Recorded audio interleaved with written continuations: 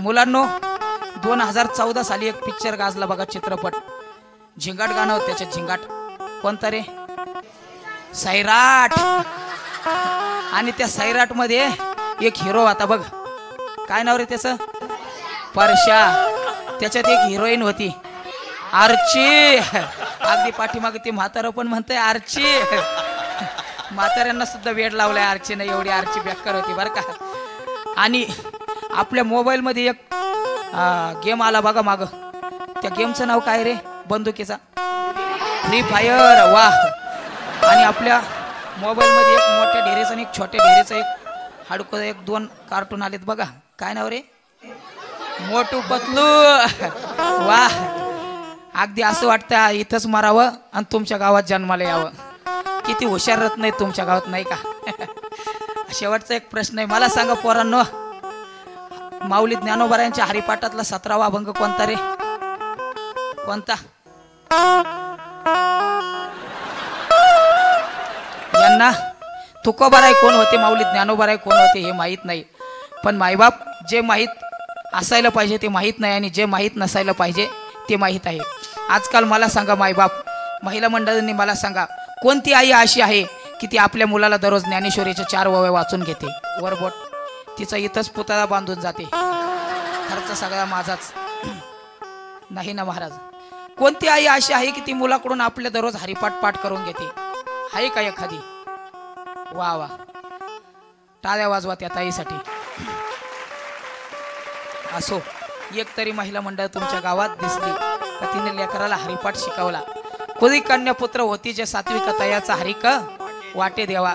महाराज त्या लेकराचा हरिक देवाला सुद्धा वाटतो बरं का.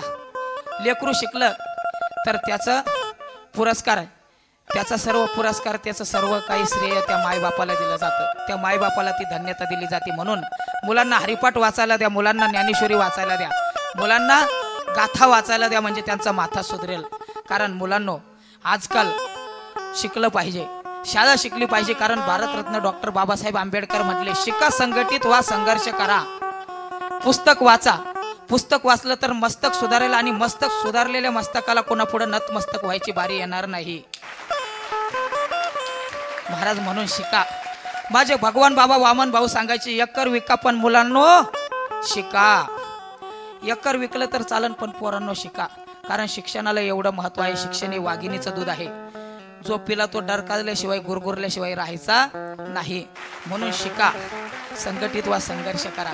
मायबाप मुलांना आजकाल पाहिजे ते शिकवलं जात नाही, नको ते शिकवलं जात आहे. पण असू द्या, यात मुलांची चूक नाही, मायबापांची चूक आहे. कारण मायबाप टी व्ही पुढे, मुलं मोबाईल घेऊन बसलेत. पहिली दुसरीचा मुलगा महाराज, त्याला सर्व काही मोबाईल मधलं कळतं, कार्टून कळतं, सर्व काही कळतं, सर्व काही कळतं. पण आजकाल मला सांगा, लोक म्हणतात सर्वात जास्त जगात श्रेष्ठ असेल तर पैसा, संपत्ती. मला सांगा महिला मंडळ, पैसा संपत्ती जर श्रेष्ठ असती तर मला सांगा धीरूभाई अंबानीचा कोणाकोणाच्या घरात फोटो आहे सांगा बरं? खूप पैसा होता त्यांच्याकडे, खूप संपत्ती होती, अब्जो खरबो रुपयाची संपत्ती. कोणाच्या घरात आहे? नाही ना. मला सांगा टाटा बिर्लाचा फोटो कोणाच्या घरात आहे? नाही ना. छत्रपती शिवाजी महाराजांचा फोटो कोणाकोणाच्या घरात आहे? आहे ना सर्वांच्या घरात. तुकाराम महाराजांचा फोटो कोणाकोणाच्या घरात आहे? आहे ना सर्वांच्या घरात. माझ्या माऊली ज्ञानोबा फोटो सर्वांच्या घरात आहे. महाराज का आहे? कारण ही लोक ज्ञानाने श्रेष्ठ होती. यांच्याकडे 50-50 लाखाच्या गाड्या होत्या का? फॉर्च्युनर सारख्या. यांच्याकडे 50-50 एकर शेती होती का? काय हे माणसं मोठे आहेत? काय यांना श्रेष्ठ मानलं जातं? तर आज ते माणसं ज्ञानाने श्रेष्ठ होते, पैशाने नाही. विचाराने श्रेष्ठ होते, ज्ञानाने श्रेष्ठ होते. म्हणून आज त्यांची पूजा केली जाते, त्यांना घरात त्यांचे फोटो लावले जातात महाराज. म्हणून जयंत्या साजऱ्या केल्या जातात मायबाप. म्हणून ज्ञानाला किंमत आहे. जगात सर्वात मोठं काही असेल तर ते ज्ञान आहे. म्हणून ज्ञान कमवलं पाहिजे. आणि असा हा ज्ञान नावाचा बुरगुंडा आणखी कोणाकोणाला झाला? बुरगुंडा झाला विठ्ठल पंताला, विठ्ठल पंताची राणी रुक्मिणी मातेला. माऊली ज्ञानराज उदरासी आला, ज्ञानेश्वरी ग्रंथ तयाने लिहिला. बुरगुंडा झाला कौसल्याला, श्रीराम उदरासी आला, रावणाचा वध तयाने केला. अवघ्या 16 वर्षी रामाने रावणाचा वध केला बरं का. पण आमच्या कार्ट्याकून साधं डास सुद्धा मरत नाही. आमचं कार्ट फक्त गल्लीत आणि बोळातच भांडायला पक्क आहे. दिल दिया दर्द दिया, जल के घर में पेट किया। अरे दिल देना है तो उस भगवान को दिल दे, दिल देना है तो उस भगवान को दिल दे, जो दिल ले भी सकता है और दिल दे भी सकता है, उस भगवान को दिल दे। पण आमचं दिल तिसरीकडेच पळतं, कुठं आतिक्या खंडाला 4-4 रगे अंगावर घेऊन पडतं, खंडाला याच्या बापाचं गठुडं कोरलंय। कारण आजकाल फॅशन आली दादा, व्यसन आलं आणि व्यसनामध्ये माणूस इतका गुरफटला, माणसाला स्वतःच्या बायकोची पोराची काळजी नाही राहिली बरं का महाराज। 4-4 क्वार्टरी पितो आणि स्वतःला मर्द समजतो आणि स्वतःला मर्द समजून बायकोला मारतो, बायकोला मारतो, लेकरांना मारतो आणि स्वतःला मर्द समजतो। अरे लाज वाटली पाहिजे स्वतःला मर्द समजायला।